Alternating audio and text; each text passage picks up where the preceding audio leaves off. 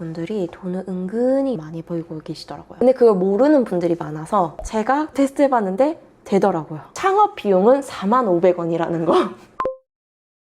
제 주변인들이 이제 이커머스를 많이 쓰시잖아요. 티몬, 위메프, 인터파크에 있었던 분들하고도 최근에 이야기를 다시 했고, 희망퇴직을 모집합니다 라고 이제 공고가 지금 뜨고 있는 상황이래요. 티몬의 공고가 뜬 희망퇴직 조건이 3개월치 월급, 그 다음에 퇴직금 확보. 왜냐하면 기존에 위메프가 난리가 났을 때 퇴직금조차도 못 받았던 거예요. 대부분 지금 티몬에 있었던 사람들이 한 20% 이상이 희망퇴직 신청을 했다고 하더라고요.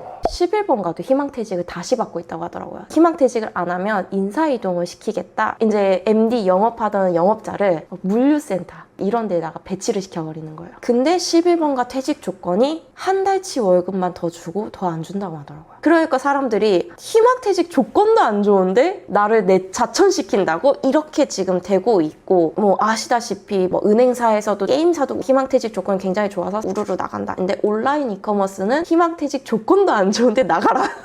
그러고 있는 상황이다 보니 제 주변에서도 루미쌤도 어떻게 살고 있니? 막 이렇게 얘기하시면서 갑작스럽게 창업을 막 하려고 준비하시는 분들이 많이 있는 거를 이제 더 체감을 하게 돼서 다들 찾고 있는 게 최소 비용으로 창업을 하려고 하시는 것 같기는 해요. 축소가 되고 있기보다는 한쪽으로 몰리는 상황인 것 같긴 해요. 쿠팡, 네이버 아니면 자사몰. 오히려 종합몰보다는 폐쇄몰이라는 시장, 예를 들면 뭐 삼성 임직원들만 사용할 수 있는 몰, 이런 것들이 조금 더 활성화되고 있기는 해요. 그 외에 11번가 지마켓 이런 몰들은 매출이 떨어지는 거죠. 그런 것만 또 전문으로 하는 대행사들이 요즘 많이 생기고 있기는 해요. 그런 시장 중에 하나가 인플루언서들이 판매하고 있는 공동구매 시장도 폐쇄몰로 취급을 해요. 사실 그거를 전문적으로 할 인력이 없는 거예요. 그래서 공동구매 중개업체를 많이 찾고 있는 상황이기도 해요. 맞춤 제작하시는 분들이 돈을 은근히 많이 벌고 계시더라고요. 뭐 와펜, 자수, 야구복에 이름 새겨주시는 분들, 스포츠 경기에 사람들이 스트레스를 풀잖아요. 직관이라든지 이런 걸 가다 보니까 나만의 유니폼을 만들고 싶은 거예요. 운동 크루 같은 것들이 많이 생기잖아요. 그러니까 그 크루들끼리 옷을 맞춰 입는 거예요. 그게 돈이 되더라고요. 다른 직종, 학교몰에 납품하시는 분들, 선생님들 대상으로 판매하는 사이트에다가 이제 등록하는, 은근하게 돈을 많이 버시더라고요. 근데 그걸 모르는 분들이 많아서. 그리고 또 요즘 붐업하고 있는 시장, 오프라인 공동구매 시장. 이제 소도몰이라든지 감자마켓이라든지 이런 몰들의 지점이 있는데 지역 기반 서비스를 하는 거예요. 생필품이라든지 밀키트라든지 이런 것도 같이 팔고 있는 분들. 공동구매라는 개념 자체가 다양하게 활용이 될 것 같기는 해요. 그러니까 예를 들면 인플루언서 대상의 공동구매 마켓이 있잖아요. 근데 이 오프라인 공동구매 시장도 있다라고 했잖아요. 그러면 내가 직접적으로 오픈 채팅방을 만들어서 홍보해서 사람을 모집을 할 수도 있는 거고,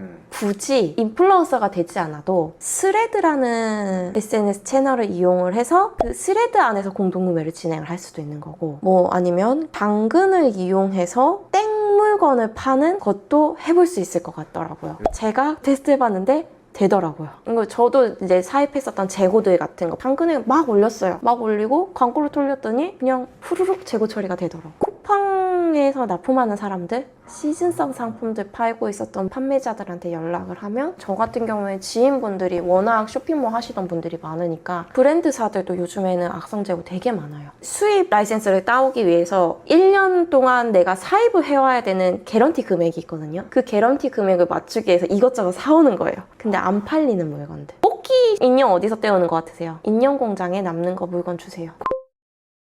공동구매 창업할 때 진짜 무자본이냐라고 생각하시는 분들이 많으실 것 같아요. 그래서 창업을 할 때 필요한 거는 핸드폰 하나랑 컴퓨터 한 대만 있으면 이 창업이 가능은 해요. 근데도 실질적으로 들어가는 돈 없어? 라고 의심을 하셔서 다 까놓고 말씀드리면 사업자 등록증 낼 때는 돈이 안 들어가요. 근데 온라인에서 판매를 하기 위해서는 통신판매 신고가 필요한데, 통신판매 신고업에 대한 수수료를 내야 되거든요. 그게 최대 많이 나와도 45,000원밖에 비용이 안 나와요. 창업 비용은 45,000원이라는 거. 그 외에는 다 내가 데이터를 수집하고 가지고 오는 비용 안에서만 진행이 돼요. 그러면 운영하면서 들어가는 돈은 뭐가 있는데, 재고, 아니면 광고, 아니면 선불 결제해야 되는 거 아니야? 왜냐면 제 창고 보시면서 제가 사입해야 되면 선결제 하셔야 되는 거 아니에요? 라고 생각하시는 분들도 많으시더라고요. 근데 실질적으로 저도 이 창업을 하고서 거의 한 1년 반 동안은 제 창고가 아예 없었어요. 그래서 실제 운영 들어가는 비용은 다른 거 다 필요 없고요. 딱 3가지가 있습니다.